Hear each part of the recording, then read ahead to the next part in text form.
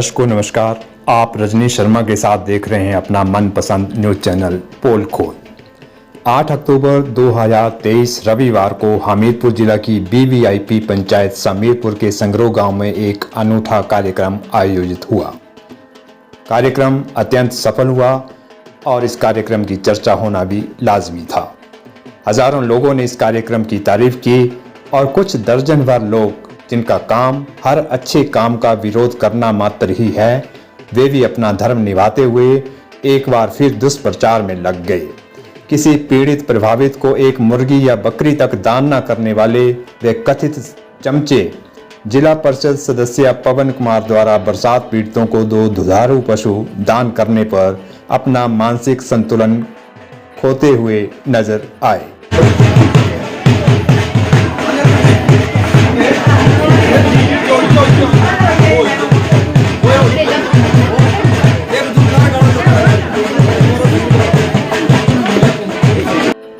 बात यहीं ख़त्म नहीं हुई। समीरपुर वार्ड के जिला परिषद सदस्य पवन कुमार की आलोचना तो वे कर ही रहे हैं, लेकिन कार्यक्रम में शामिल लोगों को भी वे कथित समाजसेवी निशाना बनाते नजर आए। किसी बेटी की शादी में एक पीपा तेल तक दान में ना देने वाले चमचे लाखों रुपए की 2 भैंसें दान में दिए जाने पर सवाल किस मुंह से पूछ रहे हैं। जब आप घर के ही पीड़ित और प्रभावितों की मदद नहीं कर पा रहे हैं तो जनता आपसे क्या उम्मीद रखेगी। आपके लारे लप्पे और झूठी घोषणाएं अब लोगों के गले नहीं उतर रही है। NH 3 के निर्माण, टेंडर, सर्वे और क्वालिटी को लेकर आप पहले ही सवालों के घेरे में हैं, अतः अपना दामन संभालिए। 1, 2, 3 नहीं, हजारों उंगलियां आप पर उठना शुरू हो चुकी हैं। आइए आपको बताते हैं क्या था वह कार्यक्रम जिसकी चर्चा आज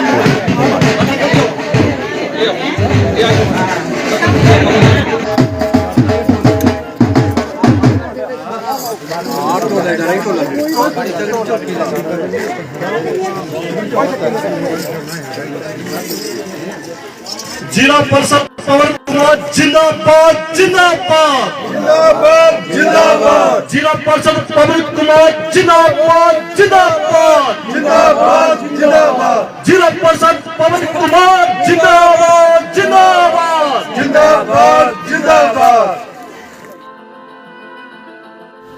सदी की इस भीषण बरसात ने 2 परिवारों से दुधारू पशु छीन लिए और समीरपुर वार्ड से जिला परिषद सदस्य पवन कुमार ने रविवार को उन्हें 2 नए दुधारू पशु भेंट कर दिए। समाज सेवा की इस अनोखी मिसाल की पूरे क्षेत्र में खूब चर्चा है। समीरपुर पंचायत के संगरोह गांव में आयोजित एक प्रभावशाली कार्यक्रम में भोरंज विकास संघर्ष समिति के बैनर तले कई लोग एकत्रित हुए। चैनल और मैं हूं रजनीश शर्मा। सीधी तस्वीरें आप देख रहे हैं समीरपुर ग्राम पंचायत के संगरोह से। यहां पर पीड़ित प्रभावित परिवारों को जिला परिषद सदस्य पवन कुमार के द्वारा दुधारू पशु जो है दिए जा रहे हैं। बरसात में 11 और 12 अगस्त की बरसात में यहाँ नुकसान हुआ था और 2 भैंसें दब गई थी और जिला परिषद सदस्य पवन कुमार के द्वारा दोनों ही परिवारों को दुधारू पशु दिए जा रहे हैं।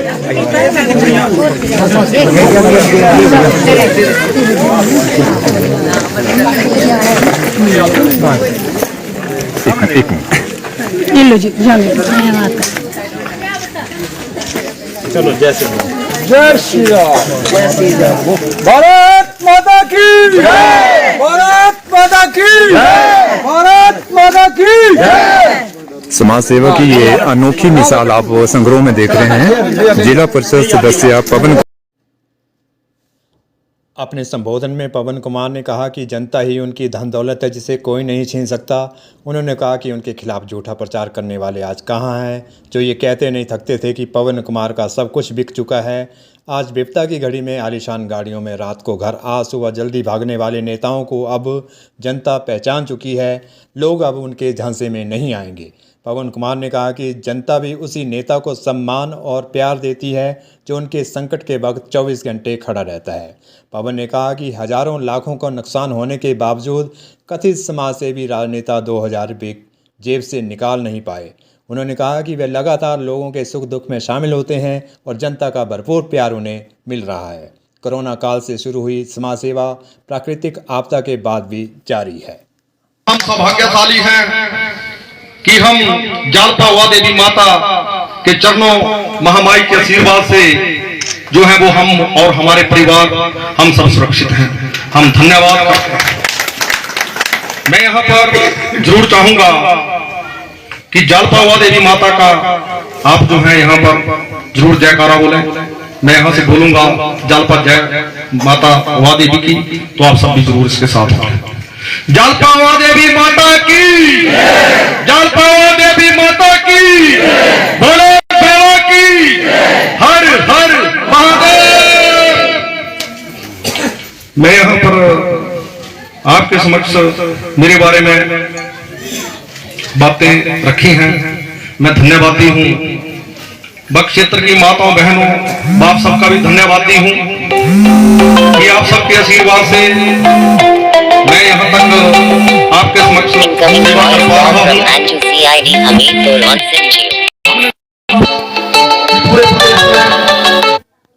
भारी तबाही हुई बारिश के कारण हुआ लगभग 4000 से ऊपर प्रदेश में जो है परिवारों ने अपने परिवारजनों को खोया। मैं यहां से आप सबके माध्यम से उन सब परिवारों को सांत्वना देना चाहूंगा। परम पिता परमेश्वर भोले बाबा से के चरणों में ये चाहूंगा कि उन पुण्य आत्माओं को शांति दे, उन परिवारों को इस सदमे को सहन करने की हिम्मत शक्ति दे।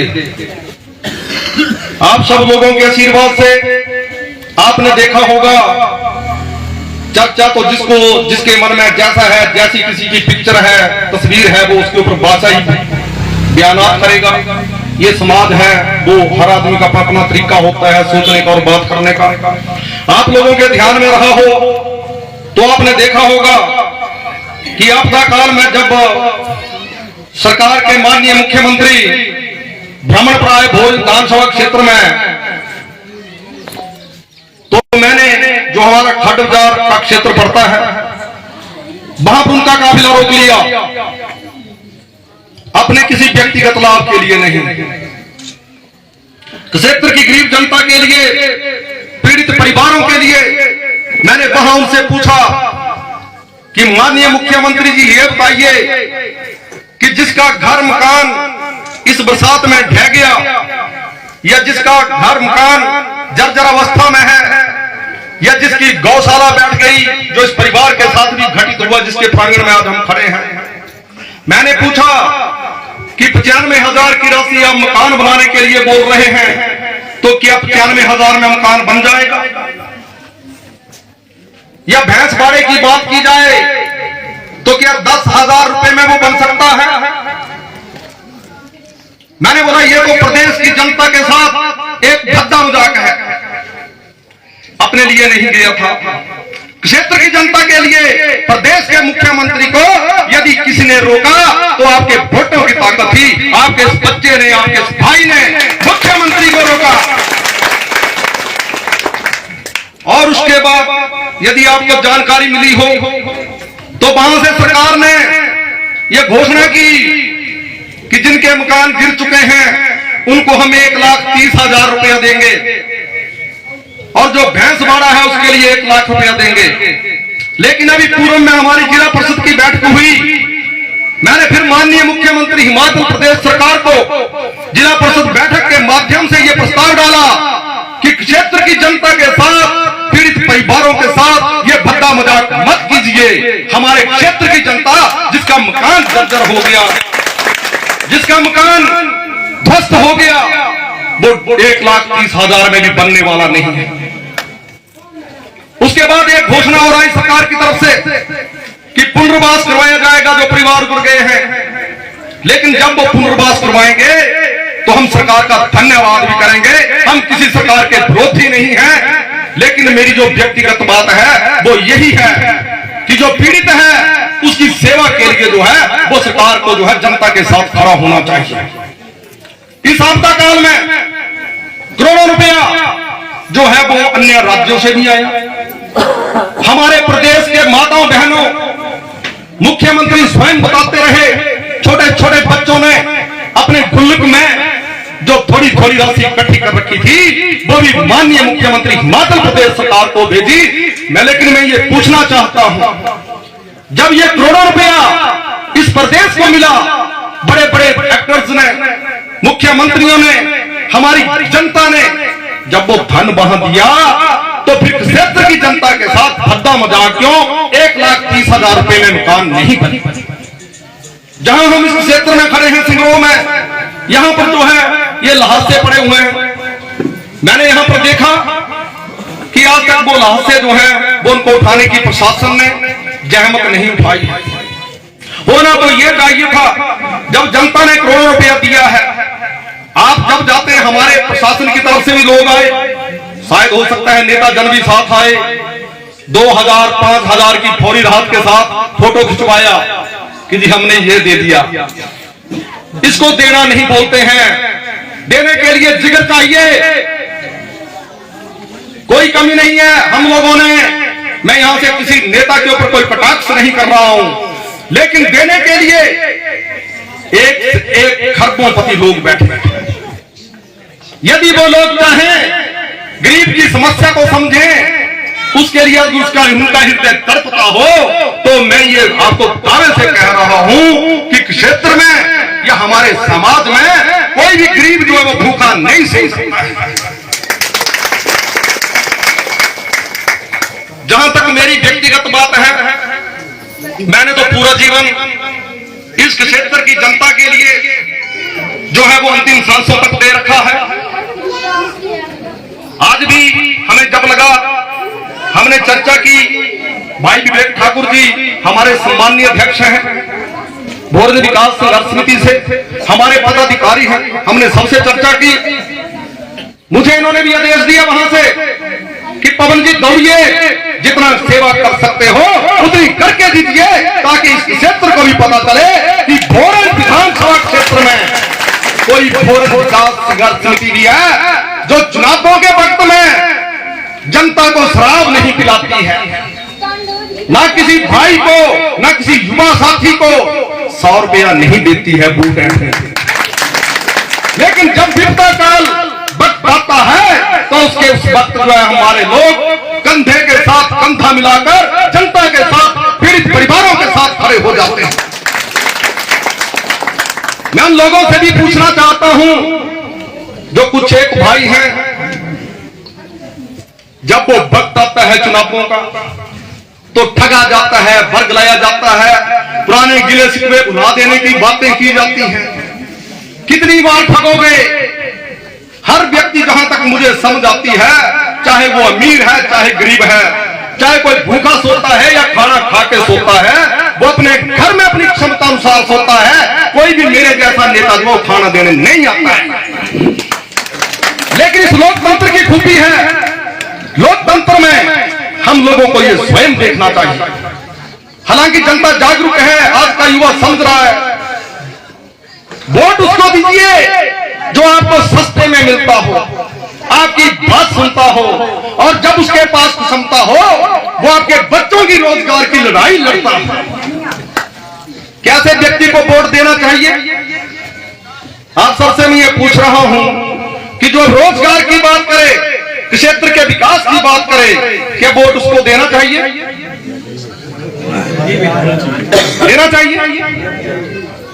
मैं यही निवेदन कर रहा हूं, क्योंकि हम लोग चुनाव कर लेते हैं, चुन लेते हैं, चुनने के बाद 4-6 महीने बाद ये चर्चा शुरू हो जाती है, तेजी कुछ नहीं करता है, चुनी आदमी बेकार।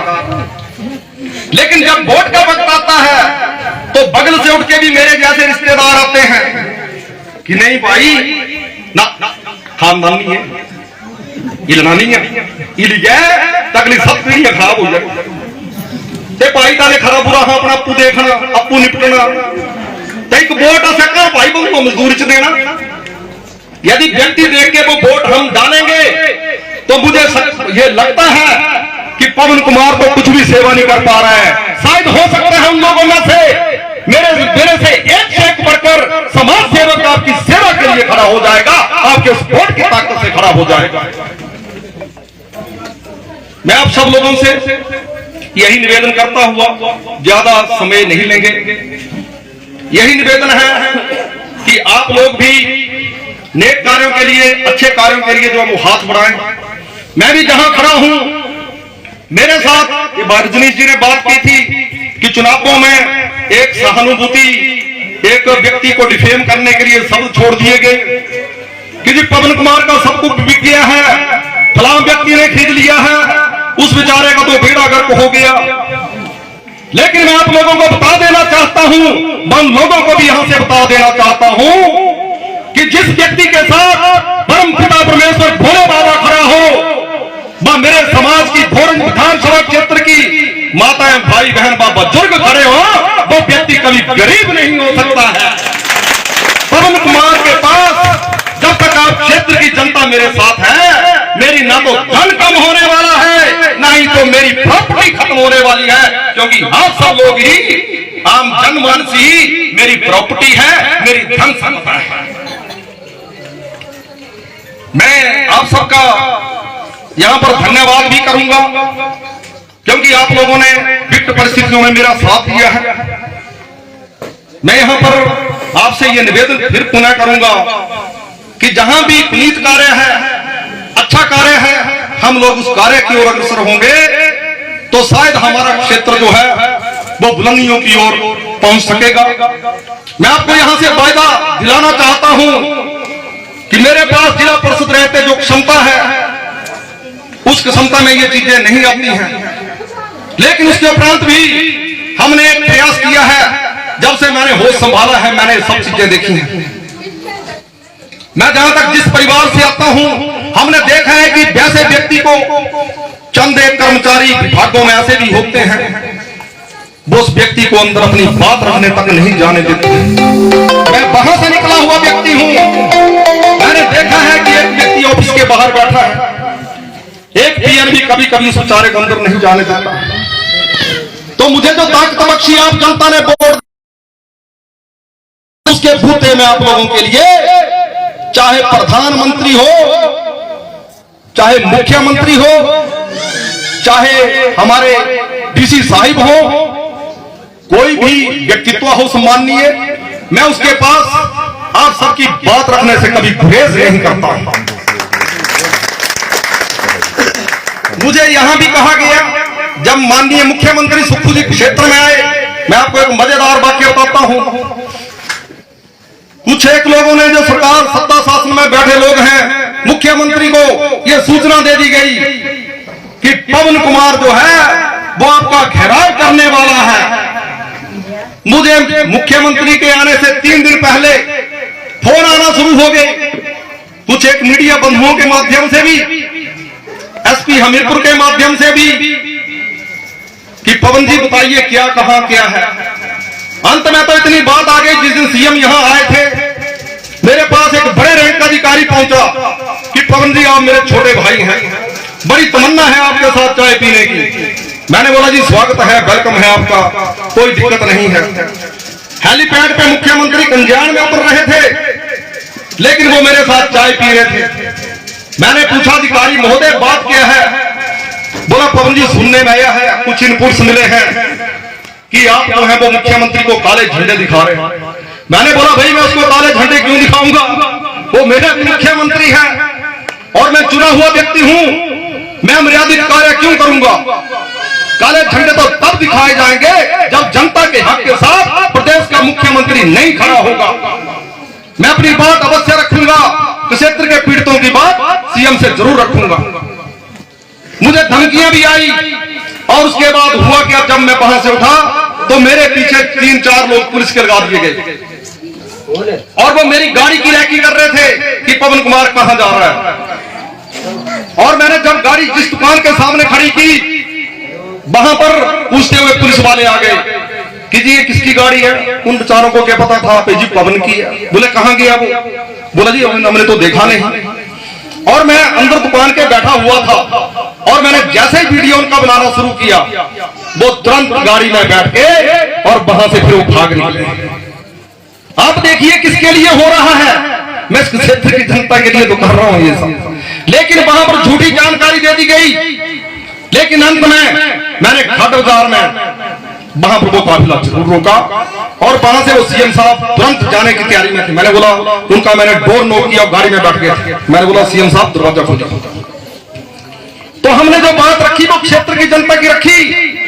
तो मैंने इसीलिए कहा है कि आपके वोट में ताकत है, प्रतिनिधि ऐसा चुनिए, ऐसे व्यक्ति को वोट दीजिए जो व्यक्ति आपके साथ सुख में तो ना खड़ा हो, लेकिन भगवान ना करे कोई आपका काल है, आपके पास साथ कोई विपत्ति है, तो वहां पर वो व्यक्ति जो है वो सीना ठोक के आपके साथ खड़ा हो जाए, जिससे आपका मनोबल ऊंचा हो। ऐसे व्यक्ति का चुनाव हम सबको करना चाहिए। मैं यहां पर पुनः मैं इस पीड़ित परिवार नेक लोगों के सहयोग से हमने यहां पर आज दुधारू भैंस हम इनको दे रहे हैं। और इसमें ऐसा नहीं है कि जी भैंस लाके सीधी खूंटे पे बांध रहे हैं। हमने इस परिवार को पहले वहां बताया भी है कि आप इनका दूध निकाल के देखिए, पसंद कीजिए। तो पसंद के अनुसार वो भैंस आज इस परिवार को आप सबके आशीर्वाद से समर्पित की जाएगी। बस साथ में हमारे यहाँ भमड़ों में भी एक परिवार के साथ ऐसी ही घटना घटी है। गरीब परिवार है, शायद दूध बेच के गुजारा करता था और बड़ी गरीबी में परिवार है।